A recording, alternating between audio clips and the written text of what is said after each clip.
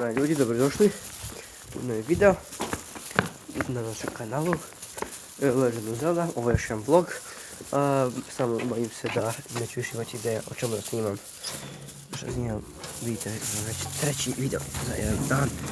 Snimit ću još jedan, ako ne i više, zato što nemam što da radim. Pa ću snimati. Snimit ću možda horror priču.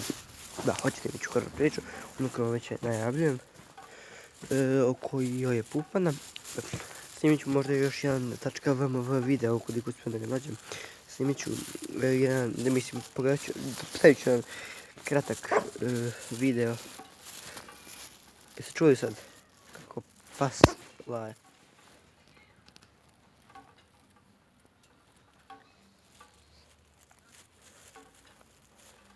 Ajde, laj. Neće da laje. No dobro, čuli ste ga. Znači, snimit ću možda jedan kratak video koji će trajati par sekundi. To što sam snimio nešto sad. Snimao sam istraživanje. I tu smo sreli Joju. I uspio sam da ga snimim jako vrlo kratko. Tako da ću to samo uspio sam kako nešto radi. Sad uspio sam ga snimio kratko i to prednjom kamerom. Tako možete zamisliti kakav je kvalitet klipa.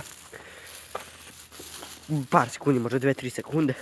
Jednostavno radi reda, zašto sam obećao da ću truditi da što više snimam o njemu. I nemam još ništa posla da vam kažem. Možda budu snimati neki gameplay post Clash Royale, Clash of Clans. Znači kad mi vidjeti kako igram Clash of Clans, a još manje kako igramo Legend of Zelda.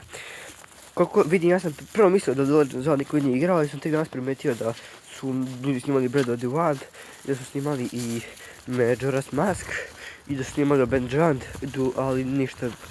Posebno taj čovjek je snimio, kucate moje iskustvo, Legend of Zelda, moje iskustvo sa igrom. I tu se radi, on je uzeo Google prevodilac i preveo i čitao je tačno, znači gramatički netačne reči on je čitao. Sad ja ne znam kako je on to smeo da radi, kako nije. Eto, znači to je to, nemam još ništa posebno da vam kažem. Jedino da kad je malo toplije snimat ćemo i razne challenge, snimat ćemo fudbalske klipove, ali kada toplije. Snimat ćemo s našim drugom Nenadom, njega ste već upoznali u videu ili sad ne znam kom vlogu. Treći, da, mislim da je ovaj koji sam snimio juče, četvrti. I ništa nemam posle da vam kažem. Samo da očekujte još video danas i sutra i svaki dan. Biće, da vam kažem, najverovatnije nek tamo oko 1. maja. Možda malo, da, možda i 2. maj. Snimit ću vam video Balkan Tube Festa koliko budem bio tamo. Ići ću u Banja Luku 1. maja, tako da ću biti, ako sam čuo, Balkan Tube Festa održavan tamo. Ako budem još u Banja Luku, ići ću tamo. I snimit ću vam video sa najpoznatijim balkanskim youtuberima. Ako budem još šakaš, ali nikad se ne zna. Iću opet u Banja Luku. Idem uskoro, pa ćete i tamo dobiti video i tako.